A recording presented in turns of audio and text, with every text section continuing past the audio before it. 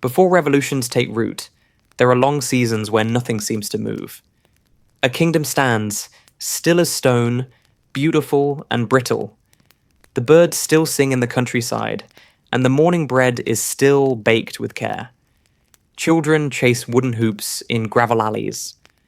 Sunlight slips quietly through tall stained windows. The year is 1774, and France is quiet like the silence before snowfall. People still bow their heads at church. In salons, powdered voices discuss poetry over wine. In courtrooms, decisions are signed with wax and ribbon. But beneath the stillness, something older is stirring. The air is thick with things unspoken. And across this land of rivers and wheat, a sleepwalker's dream unfolds. Fragile, golden, and heavy with waiting. We know you've had a long day. You deserve rest. And we truly love and care for you, not just as a listener, but as someone walking your own quiet road through time. Before we begin the story, tell us, where in the world are you watching from? And what time is it there? Now grab your coffee and let's get started. It begins not with fire, but with velvet. The Ancien Regime, the old order, was made of marble and lace, of candles and echoing halls. It was a world carefully arranged like a still life painting. Everything had a place. Kings ruled by blood, not by merit. Priests guided souls by tradition, not by question. And nobles stood between them, elegant, perfumed, and removed. To the world, France seemed the height of civilization. To those within it, the structure was both comfort and cage. Versailles, the royal palace, was not just a home. It was a theatre. Every gesture, every bow was part of a ballet choreographed for power. But outside its gates, another France breathed a different air. A France of farmers, blacksmiths, and servants. A France that waited. The land was rich, but its people were often hungry. The soil gave generously, yet many found their tables bare. The taxes were uneven. The burdens fell heaviest on the shoulders with the least to give. Still, most endured. They prayed, they hoped, they worked. For generations they had done so, believing that life simply was this way, heavy and holy and unjust. A peasant born in Burgundy or Languedoc might never see Paris, never read a newspaper, never speak to a noble. But they knew enough to know they were not seen. They lived close to the earth and far from the halls where decisions were made. Yet even among them, a quiet education had begun. In pamphlets passed hand to hand, in whispered readings at taverns and inns, new words were forming, words like liberty, equality, nation. The century had changed more than anyone admitted. In the cities, voices grew louder. In the countryside, the silence deepened. But neither was the same as before. The Enlightenment, with its soft glow of reason and inquiry, had swept through minds like a slow wind through wheat. Men began to ask why, not just how. Why kings ruled? Why laws were made without them? Why hunger persisted in a land of wine and gold? And as these questions took shape, the old answers began to tremble. Not fall, not yet, but tremble, like frost melting under a pale sun. Versailles, in those years, was full of mirrors. Mirrors that multiplied light, reflected wealth, and hid the aging cracks in the world they celebrated. The king, Louis XVI, was not cruel, but he was uncertain, slow to act, and fond of stillness. His wife, Marie Antoinette, young and foreign, became a symbol too easily misread. They were not monsters. They were simply too distant to see the shape of things coming. In their garden, peacocks strutted and fountains danced. Inside, courtiers whispered about fashion and position. Outside, wheat prices rose and winter crept in early. It was a tale of two worlds, one of silk and ceremony, the other of aching backs and empty bowls. The storm had not yet arrived, but the clouds had gathered. Some cracks do not appear overnight. They form slowly, under pressure, deep beneath the surface where no eye can see. In late 18th century France, The ground itself felt solid. But if you listened closely, you could hear it hum with strain. The kingdom was large, rich, and proud, but the cost of that pride was staggering. Decades of war had drained the coffers. Elaborate court rituals devoured treasure, and the decisions that might have righted the ship were postponed, again and again, like a letter no one wished to open. Louis XVI, thoughtful but indecisive, sensed something was wrong, but he was trapped in the logic of old power. He moved cautiously, adjusting here and there, always hoping the system could be mended rather than changed. He was not alone in this hope. Many in France believed reform was possible, but revolution, unthinkable. Still, the pressure grew. There were 3 estates in the kingdom, 3 orders that shaped its structure. The first estate, the clergy. The second, the nobility. And the third, everyone else. That third group, though, was not small. It included peasants, merchants, lawyers, labourers, craftsmen, servants and thinkers. They bore the taxes. They fought the wars. They tilled the fields and built the roads. And yet, in the eyes of law and tradition, they carried little weight. They had no seats at the royal table. When decisions were made, they were often made for them, not with them. For generations, this imbalance was tolerated, either through habit or fear or faith. But as France changed, the Third Estate grew restless. They were no longer just peasants in silence. They were educated. They were aware. And they began to believe they deserved more than obedience. The murmurs began in coffeehouses and printing presses. Essays circulated, written in clear, quiet rage. Philosophers like Rousseau and Montesquieu had already planted the seeds, asking what it meant to be free, to be equal, to belong to a nation. These ideas drifted beyond the salons and into the homes of artisans and shopkeepers. Meanwhile, pamphlets attacked the excesses of the court. Satirical cartoons mocked the queen. Songs spread in the alleys and markets. The anger was not yet an explosion, but it was heat building. In Paris, discontent wore many faces. Bakers whose shelves were bare, widows evicted for debts, young men with no futures. The unrest did not come from madness. It came from clarity. The people were beginning to understand their place, and that they could step out of it. Back at court, the unease was felt, but not understood. The nobility, proud and often out of touch, believed their privileges were ancient and untouchable. Some offered reform carefully, hoping to preserve the crown by loosening its edges. But the world was moving faster than they could see. In the countryside, strange things began to happen. Rumors traveled quickly. Stories of conspiracies, of nobles hoarding grain, of plots to starve the poor. These were not always true, but they were believed. And belief, in such times, becomes its own truth. The Great Fear, they would later call it, a wave of paranoia and rage that swept rural France. Fields were abandoned. Manors were burned. Contracts were destroyed in fire. It was not rebellion, not yet. It was panic. But panic is often the first cry of a people waking from obedience. Inside Paris, the streets grew narrower, not in shape, but in feeling. Walls seemed taller, eyes sharper. The city breathed heavily. The Estates General, a gathering not held in 175 years, was called in desperation. It was meant to be a release valve, a way to calm the storm without breaking the dam. Representatives were summoned from all 3 estates. They travelled from provinces and villages, many for the first time. There was hope, but also tension. Would the king listen? Would the nobles yield? The halls where they met were full of echoes. Each speech hung in the air like incense. But in the hearts of the Third Estate, something had already shifted. They were no longer petitioners. They were a voice, a body, an awakening. The stage had been set. The actors were assembling. But no one yet knew what play they were in. It began with words spoken not in fury, but in firmness.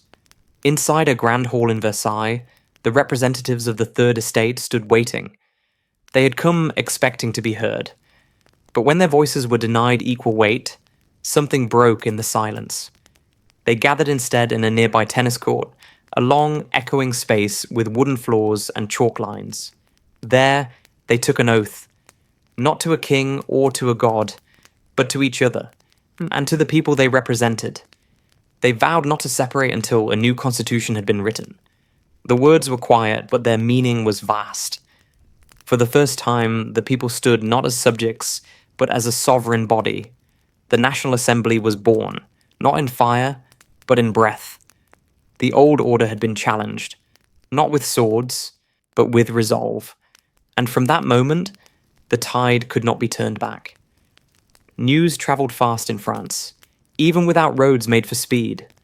Word of the Assembly's defiance rippled outward, passing through cities and fields like wind across tall grass.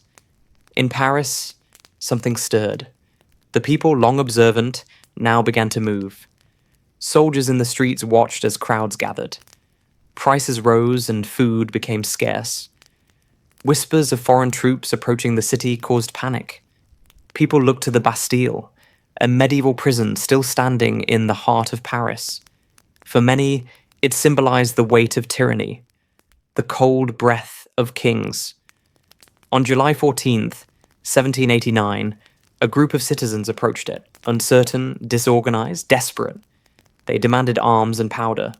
The guards, confused and afraid, opened fire. Blood spilled on cobblestone. And then the crowd surged. The Bastille, once a fortress, fell not with grandeur, but with chaos. Stone by stone, it was pulled apart. Keys were stolen, doors broken, prisoners freed. There were only a few inside, but that hardly mattered. What mattered was what it meant. The storming of the Bastille was not just the fall of a building. It was the end of a symbol. The king, upon hearing the news, asked if it was a revolt. The reply came gently. "No, sire, it is a revolution." And still, the king hesitated. He rode out days later to address the assembly, wearing a tricolour cockade, a ribbon of red, white, and blue, stitched by the people. It was a gesture of peace, but by then, the air had changed. In the streets, militias formed. Church bells rang for reasons no longer purely sacred. The people no longer waited for permission. They acted. Across the country, towns raised new banners. The Declaration of the Rights of Man was drafted. A list not of demands, but of truths. That all men are born free. That sovereignty belongs to the nation. That law must serve all. It was written in hope, but its ink was shadowed by fire. Outside the palace, hunger deepened. Bread became a daily crisis. In October, the women of Paris, mothers, daughters, workers, marched through the rain to Versailles. They carried kitchen knives, pikes, and their children in shawls. They chanted not for glory, but for food. What began as protest became movement. They stormed the palace gates, raged through its halls, and demanded that the king return with them to Paris. And so he did. Not as a ruler, but as a guest under guard. The royal family rode through the streets in silence, surrounded by a sea of faces. No one cheered. No one wept. They had not yet fallen, but they had been brought down. From that day forward, the court would no longer rule from a distance. It would be watched. The monarchy had not ended, but it had changed. And in that quiet shift, France crossed a line it could not uncross. The rain had not yet dried on the cobbled roads of Paris when the royal family arrived. Their carriage was slow, surrounded by thousands of footsteps, as if the city itself was swallowing the crown. They were not harmed, not yet, but the message was clear. The distance between ruler and ruled had vanished. In the capital, the king and queen were no longer sovereigns above the people. They were shadows in a moving world, watched and weighed. The palace they entered, the Tuileries, was stately but not their own. It had no glitter, no gardens meant for escape. Just high walls, and waiting eyes. Around them, the National Assembly continued its work. Laws were drafted, titles stripped, privileges peeled back. The church lost its grip, and old feudal dues were dissolved like salt in warm water. Everything long held sacred was now being questioned, and yet it was done with a strange reverence, not rage, as if the revolution still believed it could be a gentle thing. But nothing remains gentle when hunger lingers. The people still cried for bread, and when answers did not come fast enough, blame shifted again. Against priests who refused to swear loyalty to the state, against nobles who fled across borders, against the king himself, whose silence grew louder than any speech. His hesitation, his fear, they became fuel for distrust. In June of 1791, he made a choice. Quietly with his wife and children, he fled the palace. Disguised and desperate, he headed east, toward the safety of Austrian lines. But the country he tried to leave had changed. He was recognized, stopped, and returned in shame. The return to Paris was slow and bitter.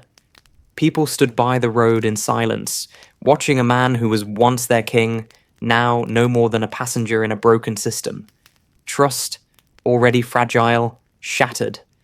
Whatever hope remained for a shared path forward began to slip through history's fingers. The assembly continued. In September, a constitution was ratified, the first in France's long memory. It was imperfect, cautious, but it marked a line. The monarchy was kept, but weakened. Laws would come from elected voices. Rights were listed and proclaimed. But rights on paper do not fill bellies, nor do they calm fear. Outside France, kings watched with growing alarm. They saw their own futures threatened by the spark in Paris. War loomed. Inside France, divisions deepened. Royalists, moderates, radicals, all accused each other of betrayal. And beneath them, the people grew tired of waiting. The symbols of the old world fell one by one. Statues destroyed, titles erased, even language was reshaped. Citizen became the new honor. Monsieur, Madame, replaced by comrade. The shift was not just in law, but in the rhythm of daily life, a revolution of spirit as well as structure. Still, many clung to hope that this might be enough. That reform, once resisted, could finally hold the weight of the nation. But the nation had outgrown its compromises. The people no longer wished for a king who reigned without ruling. They wanted a country that breathed with one heart, not two. The monarchy, limping and distrusted, was now a relic kept only for ceremony. The king's power, though legally reduced, remained emotionally present. And so, more radical voices rose. The Jacobins, the Cordeliers, the voices that cried not for reform, but for rupture. The people of Paris, especially its working class, the sans-culottes, began to demand more than paper change. They wanted action, swift, unflinching, total. As the months passed, the city grew restless again. In the spring of 1792, the revolution began to sharpen its teeth. The monarchy stood not at the center of France anymore, but at its edge, a structure waiting to be removed. The people no longer marched in hopes of peace. They marched now with the knowledge that to be heard, they must seize the space history had denied them. The drums of war were distant at first, like thunder rolling over hills too far to see. But soon, their sound grew closer, shaking the fragile calm that still lingered over France. The country was surrounded by enemies, kings and queens who feared the ripple of revolution might reach their own thrones. They spoke in harsh tones, calling the new ideas dangerous, destructive. The royal family's flight had been a signal. Now armies gathered on the borders, their flags sharp against grey skies. France was no longer just a country dreaming of change. It was a nation preparing for battle. And within, the battle had already begun. The streets of Paris, once full of hope, now held a sharper edge. Fear mingled with anger, and suspicion settled like dust in the air. The prisons swelled as enemies were arrested. real or imagined. The September massacres came like a shadow across the city. Nights when the lines between justice and vengeance blurred. Hundreds died in dark cells, their cries lost beneath the roar of revolution. This was not the dream of liberty. It was the nightmare of power's cost. The guillotine, cold and relentless, became a new symbol, a machine that promised equality through death. Its blade did not discriminate. Nobles, priests, peasants, all fell beneath its fall. The hope of a new world was soaked in blood. Amidst the chaos, the Republic was born. The king was stripped of his crown, and France declared itself a nation of citizens, no longer subjects to a monarch, but equals before the law. It was a moment of great promise and great peril. The old ways had been torn down, but what would rise from their ashes? The Republic promised freedom, but freedom was fragile, like a candle flickering in wind. Across the land, communities faced hardship and violence. Loyalties were tested. Families torn apart by differing beliefs. The dream was vast, but so was the price. Yet in the darkness, some sought light. Leaders emerged, not kings, but voices of conviction and terror. Robespierre, with his calm intensity, spoke of virtue and sacrifice.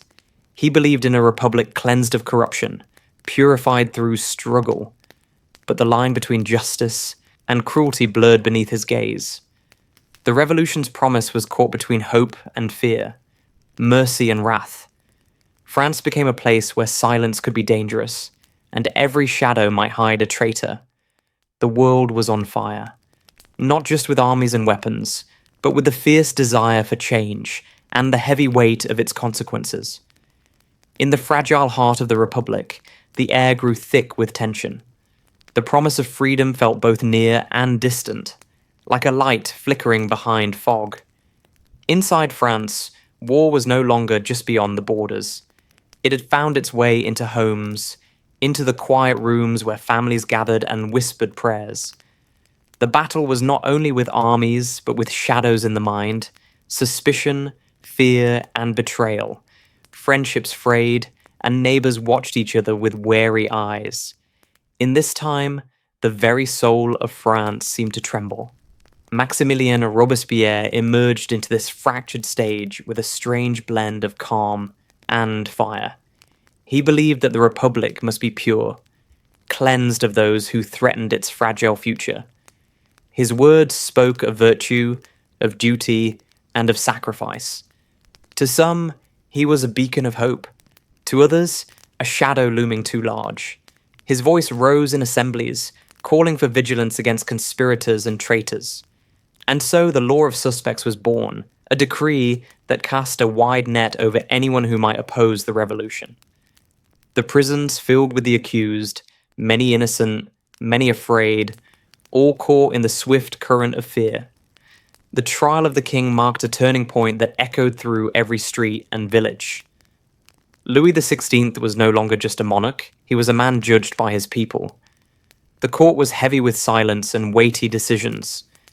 Arguments were made in hushed tones, but the verdict was certain. The sentence was death. The day he faced the guillotine was cold and still, as if the world held its breath. His fall was not just of a man, but of centuries of rule. Yet, even as the blade fell, the country did not find peace. Instead, a new kind of war began, one within itself. Marie Antoinette followed shortly after, her fate sealed by the tide of change. Once a queen who lived surrounded by gold and whispers, she now faced the same executioner. Her final moments were quiet and lonely. The guillotine's shadow stretched over the city, marking an end not only for royalty but for the old world's dreams. The revolution's light burned fiercely, but it also cast long shadows of loss and sorrow. Families mourned in silence, and the streets felt emptier with each passing day. France was changing, but at a cost that could not be counted in numbers alone. The divisions within the revolution grew sharper. The moderate voices lost strength, drowned out by cries for purity and power. The Jacobins, led by Robespierre, tightened their grip. Friend turned against friend. The reign of terror began. a time when fear ruled as surely as law. Those accused were silenced, without trial, and the guillotine never rested. The country lived in a kind of nightmare, where suspicion was a shadow that could touch anyone. In this darkness, the dream of liberty seemed fragile, sometimes just out of reach. But even in the deepest night, a quiet hope remained, that someday peace might return to this fractured land. Not every chapter of revolution is written in fire. Some are etched in silence, in pauses, in rooms where no voices rise and no footsteps echo. After the fever of executions and declarations, France drifted into a strange quiet. The streets were still. The sky hung low. People moved with a slowness that had nothing to do with age. It was the slowness of waiting, of not knowing whether the next knock would bring bread or accusation. The terror had not ended, but it had become routine. It crept like smoke beneath doors, settled in the folds of letters, lived in the spaces between words. There was no peace, only fatigue. And in that fatigue, something shifted. The citizens of Paris, once defiant and proud, now walked with their heads slightly lowered. The bright eyes of belief dulled into something heavier, something watchful. The crowds at the Place de la Révolution were quieter now. The guillotine still stood, but its presence no longer drew gasps. It had become part of the city's rhythm, like the chiming of bells or the groan of wagons. But even the blade, so swift and cold, could not cut through the ache that hung in the air. Mothers wept behind closed shutters. Children played more carefully. Lovers whispered less often. The revolution had devoured so many, and now those left behind struggled to speak their names aloud. There were letters, so many letters, written by hands that trembled, then hidden behind bricks, sewn into hems, or never sent at all. They were addressed to friends long vanished, to brothers who never came home, to fathers lost in distant provinces. Some begged for forgiveness, others offered memories like lanterns. A few simply said, "I'm still here," as if saying it might make it true. These were not declarations of liberty. They were the soft cries of survival. And through these quiet testaments, another revolution unfolded, not in law, but in the soul. A reckoning with what it means to live after so much has fallen. In the halls of power, the noise had softened too. Robespierre, once surrounded by roaring support, now walked amid careful nods and measured glances. His purity, once admired, had become isolating. Even his allies grew uneasy in his presence. The revolution, he believed, must remain untouched by compromise, but the people had grown tired of perfection, shaped by fear. Danton, once a friend, now a voice of moderation, began to speak of mercy. He spoke of ending the terror, of letting people breathe again. For this, he was accused. For this, he was silenced. One by one, voices were stilled not for what they had done, but for what they might do. Yet, in the silence, there was still warmth. In hidden corners of Paris, small acts of kindness persisted. A loaf shared, a child comforted, a widow's candle lit by a neighbour's hand. These were the threads that held the city together, even as its leaders pulled it apart. The revolution could change laws, change crowns, change flags, but it could not change the quiet resilience of people who loved, even in fear. And so the days passed, not with parades or speeches, but with careful glances, shared bread, and the ache of things too dangerous to say aloud. A nation held its breath, not in terror now, but in exhaustion, in the deep stillness that comes only after great storms. It was not the thunder of crowds that marked the turning. It was the stillness that came before. France, weary and wounded, entered a season of reckoning. The revolution had not ended, but it had changed. The air felt different. The fires had cooled, but their ashes lingered. People no longer spoke freely in the streets. The slogans that once adorned every wall now faded, cracked, or were painted over in pale silence. It was not betrayal that haunted the nation, but disillusionment. The promises made in the name of liberty had turned heavy with suspicion. Even those who had fought hardest for the people now found themselves watched. Names once shouted in celebration were now spoken carefully, or not at all. The law of suspects had cast its shadow across every household. A word, a glance, a family tie, any could be reason enough to disappear. The prisons swelled beyond reason. The Republic, once envisioned as a bright dawn, had become a landscape of tribunals and ledgers inked in judgment. In this climate of suspicion, the smallest kindness became an act of risk. The revolution had demanded loyalty, not to a person, but to an idea. And ideas, unlike men, do not sleep. They do not forgive. They only sharpen. And so Robespierre's vision grew harder, colder. He still spoke of virtue, but it came now with the taste of steel. Those who doubted, even gently, were called enemies. Those who hesitated were accused, and in the end, no one was pure enough. Marie Antoinette's final days passed behind stone and silence. The woman once mocked for luxury now walked alone in rags. The queen without a crown, without a court, without allies. Her trial was brief, her defense unheard. On the morning of her execution, she wore white. The cart rolled slowly through the streets as onlookers stared, not with joy, but with a quiet emptiness. They had seen so many die already. She did not scream. She did not beg. She simply walked the last few steps.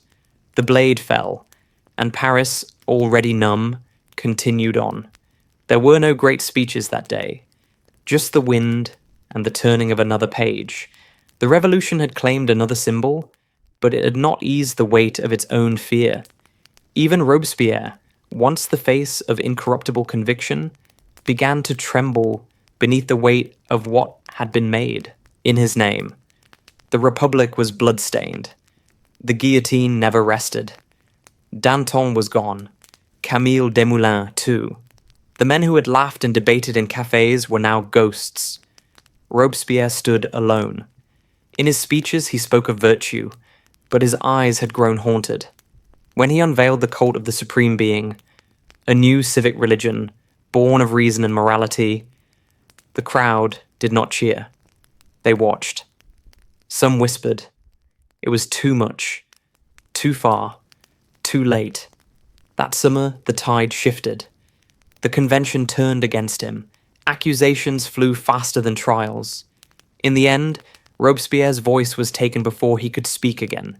His jaw shattered, his eyes wide. The blade fell, and with it, the terror began to retreat. The mountain fell, not in flames, but in collapse. The machinery of death slowed. The prisons emptied. The lists were shortened. There were no parades to mark the end of the terror. Only a long exhale, like a fever breaking. The city did not rejoice. It recovered quietly, step by step. In homes across France, people began to speak again, softly, cautiously, like stepping onto thin ice. The revolution had not failed, but it had bled. Its brightest hopes buried with its fiercest voices. What remained now was uncertainty. A republic still breathing but gasping for trust. The promise of liberty still visible, but distant, like a lantern left burning in the ruins of a once lavish hall. The guillotine no longer cast its long shadow across every conversation. After the fall of Robespierre, Paris entered a strange season, not of peace, but of pause. The air was cooler. The executions slowed. The fear, though not gone, no longer curled itself into every word. This was the Thermidorian reaction, not a rebellion, but a cooling. A nation pulling its hand back from the fire it had tended too long. The convention dismantled the machinery of the terror, plank by plank. The Committee of Public Safety was quieted. The Revolutionary Tribunal softened. And those who had once shouted for purity now whispered of exhaustion. No cheers greeted these changes, only silence, and the sound of people beginning to breathe again. There were no celebrations in the streets, no declarations carved in marble. The people did not dance. They sat in doorways, reopened shops, buried their dead properly. They tried, in small ways, to begin again, but France had changed. It was older now, wearier. The dream of pure equality had faded into something thinner, more fragile.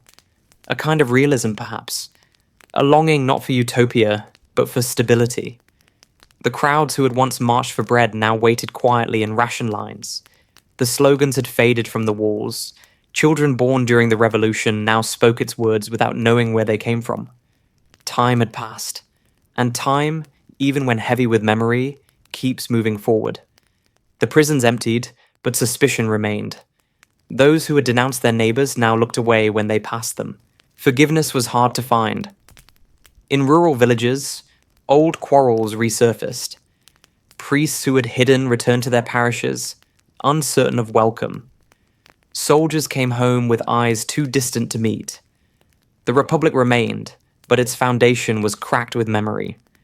The convention created a new government, the Directory, with layers of checks and balances, designed to prevent another tyrant, another Robespierre. But the Directory was tired before it began.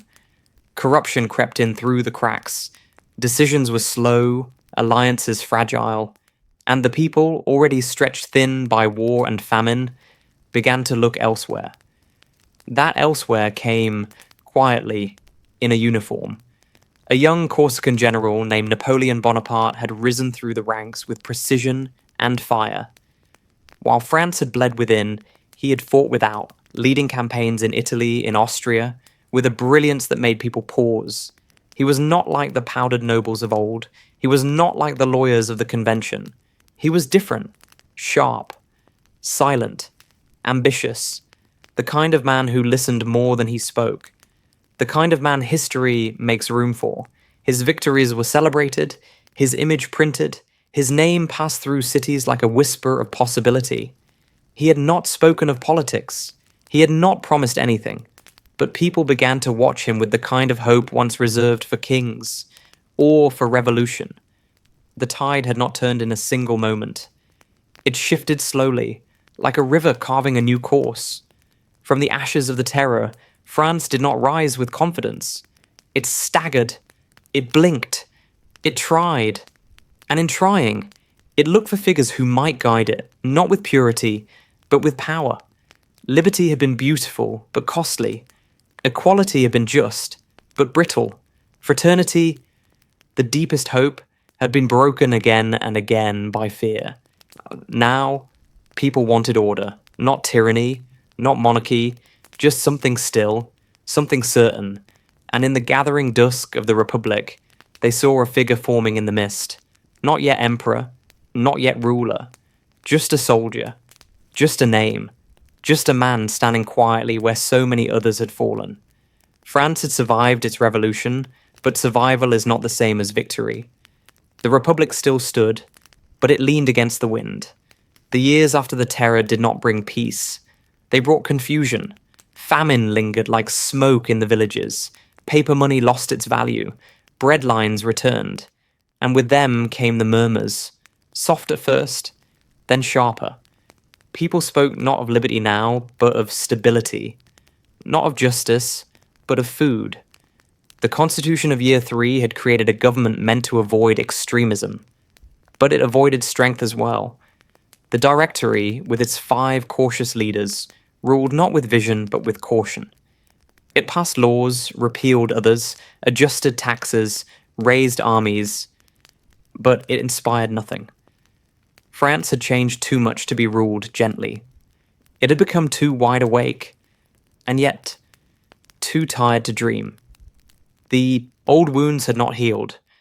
Royalists still plotted in salons and exile courts. Jacobins still whispered in back rooms and pamphlets.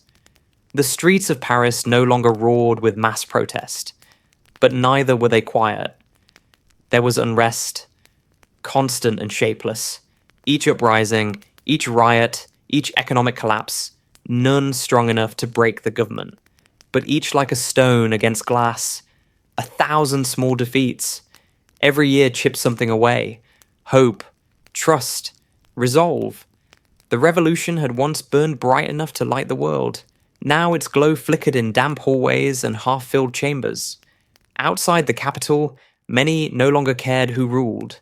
They wanted bread. They wanted taxes to stop.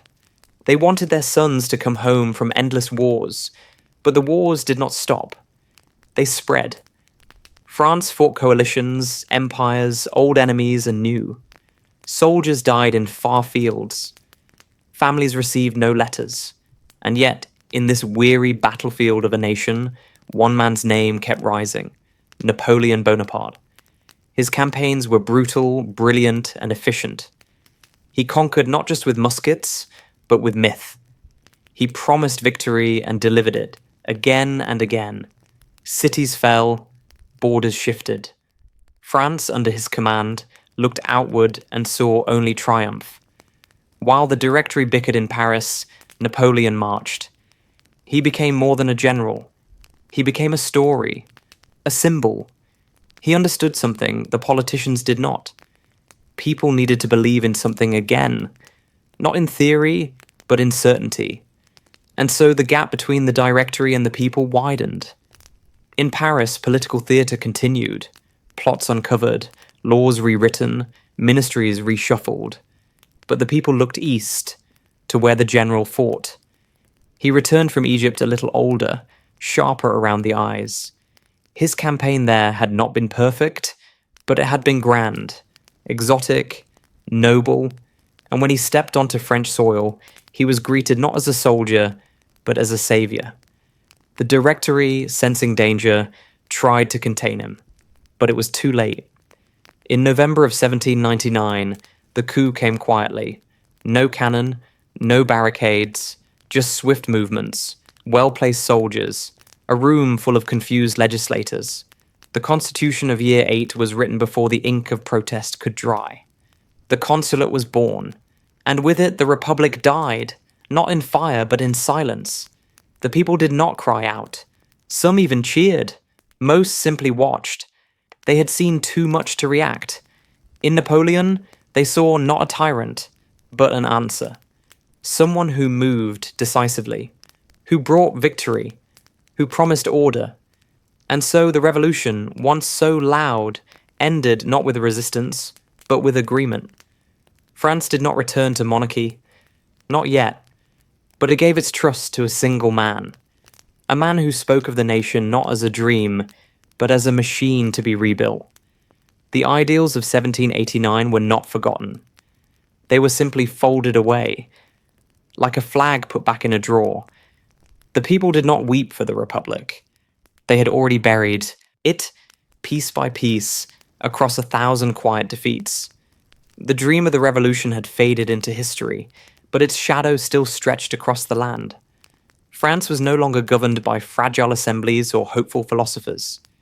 It now answered to a man whose silence was as powerful as his commands. First consul, then emperor. Napoleon Bonaparte, once the general who won battles in foreign fields, now sat at the center of a new empire. The Republic was not officially gone, but its spirit had been repurposed. The tricolour flag still waved, and the language of liberty remained. But beneath it all, decisions were made by one hand, one mind, one voice. France did not resist. It followed. Because Napoleon offered something more immediate than freedom. He offered victory. The wars never truly ended. They expanded, took new shapes, crossed new borders. Napoleon's empire stretched across Europe. Austria, Prussia, Spain, parts of Italy, all changed under his shadow. He moved his armies like brushstrokes on a vast canvas, confident, exact. In Paris, monuments rose, the economy grew steadier, roads were paved, laws simplified. The Code Napoleon became a new framework for justice, efficient and modern. There was order now, where once there had been chaos, and yet something subtle had been lost. The revolution had once been about dignity, about the voice of the common citizen, but now the people were quiet again. Not out of fear, not yet, but out of habit. the habit of waiting to be told. The empire, glorious on paper, was heavy to carry. Each conquest required soldiers, money, loyalty, but those things are never infinite. France gave what it could. Mothers kissed their sons goodbye with forced pride and quiet dread. Fields were emptied of men. Villages mourned in advance. And as the campaigns continued, the toll became harder to hide. Victory at Austerlitz brought celebration, but the bodies buried in silence. The Spanish campaigns dragged on, bitter and endless. In Russia, the snow would soon come, though none believed how cold it would be. The people supported Napoleon, not blindly, but with a sense of resignation. He had brought them out of chaos. They trusted him. Or perhaps they trusted no one else. But trust, even when strong, wears down with time. In the countryside, taxes rose. In the cities, prices crept upward. And while Napoleon crowned himself emperor in Notre Dame, some felt the weight of that moment in ways he did not see. It was not just ceremony. It was closure. The dream of the citizens' rule, of a people governing themselves, had ended. Not violently, just quietly. The revolution had begun with calls for freedom. It had ended with medals pinned on generals and songs written for a single man. Still, most did not protest. They remembered what chaos had felt like, and they feared its return. So they stayed silent. They served. They endured. But no empire lasts forever. Not even one born of genius. The Russian campaign, vast and brutal, cracked the illusion of invincibility. The snow swallowed everything: horses, men, maps, orders. The French army, so precise and disciplined, was broken not by another army, but by cold, distance, and time. Napoleon returned to France not with triumph, but with a silence he could not command. The streets did not cheer. The air had changed. And though he rallied again, fought again, rose again, something in France had shifted. The loyalty remained, but it was hollow. There were no longer ideals beneath it, only habit, only memory. The final offensives came like echoes. Battles fought not for glory, but for delay. France was tired. Its emperor was tired. And the people, once full of fire, now simply waited to see how it would end. The sun that had once warmed the hopes of France now set slowly over a fractured empire. Napoleon's march, once steady and sure, faltered beneath the weight of ambition and exhaustion. The walls of his empire, built on victories and dreams, began to crack. The armies, stretched thin across continents, no longer marched as one. Letters from distant fronts told stories of hunger, cold, and loss. The people back home spoke in whispers, worn by years of sacrifice. The bright flame that had lit the revolution's path had become a flicker, struggling against the dark. After the disastrous Russian campaign, the tides turned with cruel certainty. Allied armies, sensing weakness, advanced through Europe like shadows moving closer to a flickering candle. Paris, once the proud heart of a revolution and empire, braced itself for siege. The streets, so often filled with cries of liberty and victory, grew quiet beneath a looming fear. Families who had lost sons to distant wars now faced the spectre of invasion. The old dream of a unified France felt as distant as the fading sun. And still, Napoleon would not yield. His resolve hardened like the stone of his capital, even as the world around him crumbled. In 1814, the enemy reached the gates of Paris. The city, exhausted and vulnerable, endured bombardment and barricades. Yet inside the palaces and chambers, decisions were made not of glory, but of survival. Napoleon, faced with impossible odds, chose exile over ruin. He stepped away from the throne, his departure quiet and almost lonely. The empire collapsed not with thunder, but with a slow falling of leaves. The old monarchies returned, restored by foreign crowns and promises of order. France was changed, but it was no longer the France that had risen in the fires of revolution. It was a nation scarred by years of blood and hope. But exile was not the end. Napoleon's return from Elba in 1815, the 100 Days, was brief and filled with both hope and dread. His march back to power stirred old loyalties and new fears. The world watched as the fragile peace shattered once more. The Battle of Waterloo came swiftly, brutal and decisive. The Emperor's final defeat echoed across fields, soaked with mud and blood. It was a moment that marked not just the fall of a man, but the closing of a chapter filled with dreams and despair. After Waterloo, exile came again, this time to a distant island where even the wind seemed to carry silence. France and Europe were left to pick up the pieces. The aftermath was not just political, it was deeply human. Families mourned fathers, sons, brothers lost in battles, fought far from home. Villages rebuilt over scars. Cities struggled with memory and meaning. The promise of revolution, liberty, equality, fraternity had been tested and torn by years of war and power. And yet, those ideals did not disappear. They were carried quietly by those who had lived through the storm. In cafes, in letters, in the whispers of mothers and children, the spirit remained. Not loud or certain, but persistent. Like a flame passed from hand to hand in the dark. The cost of empire was measured in more than territory and treaties. It was written in the lines of faces worn by loss, in the silence of empty rooms, in the weight of histories told and untold. The revolution had reshaped a nation, but it had also left behind questions without answers. What price is worth the promise of change?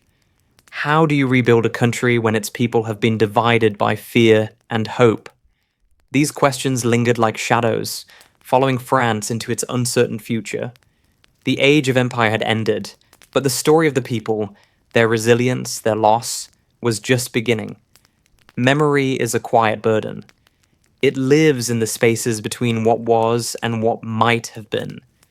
After the fires of revolution and empire, France found itself holding the weight of countless memories. Some whispered, some shouted, many forgotten. Streets once alive with songs and protests grew still as generations moved forward carrying stories etched deep in their hearts. The cost of change was not only counted in bodies, but in silences, in absences that echoed louder than any voice. The revolution's promise lived on, but it was shadowed by loss, betrayal, and the uneasy gift of remembrance. In the years after Napoleon's fall, France sought to rebuild not only its cities, but its identity. Museums collected relics and portraits, history books were written, and monuments rose from stone. Yet memory is never neutral. It bends and shifts, shaped by those who tell it and those who listen. The guillotine's blade became a symbol of terror and justice, of progress and pain. Kings were remembered not just as rulers, but as men who bore the impossible weight of a world unraveling. And the people, the peasants, the workers, the women, became the quiet carriers of stories too often left untold. Families kept their own memories close, sometimes shared around fires, other times locked behind closed doors. Letters survived where voices did not. Diaries spoke in the night, telling of fear and hope, love and loss. These fragments of the past wove a tapestry too complex for grand narratives. The revolution was not a single story, but many, intersecting lives of courage, confusion, kindness, and cruelty. And memory itself became a battleground, where truth struggled to rise above myth. How do you honor those lost without forgetting the pain they endured? How do you celebrate freedom when its cost was so great? The weight of memory also shaped France's future. The ideals of liberty, equality, and fraternity inspired new generations. Yet they were tempered by the knowledge that change could burn as fiercely as it could heal. Political leaders spoke cautiously of revolution, mindful of its dangers and its promises. The lessons of the past were studied in schools and debated in salons, not just as history, but as warnings and hopes. Museums and memorials reminded the nation that progress is never easy, and that the past is never truly past. The revolution's spirit lived on in art, in literature, in the quiet resolve of a people shaped by fire. At times, memory brought unity. National holidays, ceremonies, and public speeches called people together to remember shared struggles and sacrifices. Yet, it also brought division. Different voices claimed the truth. Some saw heroes where others saw villains. Some celebrated the guillotine's fall. Others mourned the loss of the monarchy.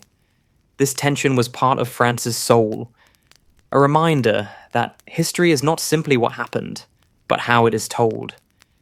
The price of memory is both gift and burden.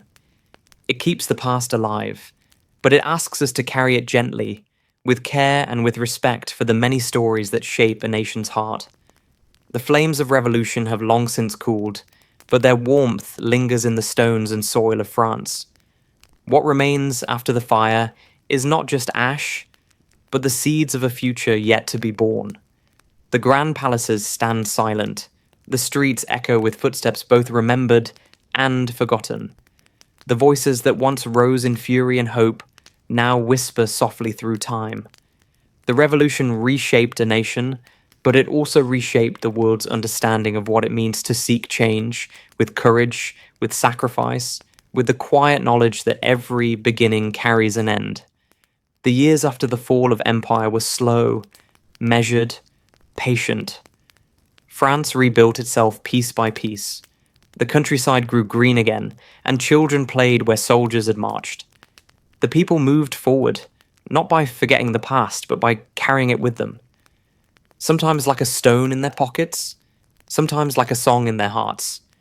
The ideals of liberty, equality, and fraternity remained, not as distant dreams, but as living, breathing guides for generations. They were not perfect, and they never would be.